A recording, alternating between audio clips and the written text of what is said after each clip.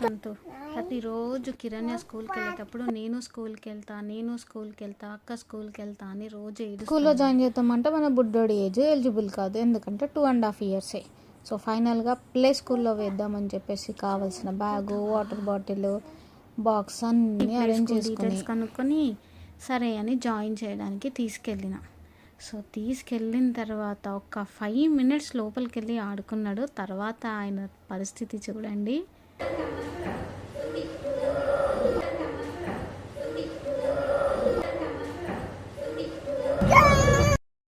2 days స్కూల్కి వెళ్ళాడు ఏదో బలవంతంగా. పోవా చూడండి రువాన్షు స్కూల్కి పోతావు? స్కూల్కి ఎప్పుడు?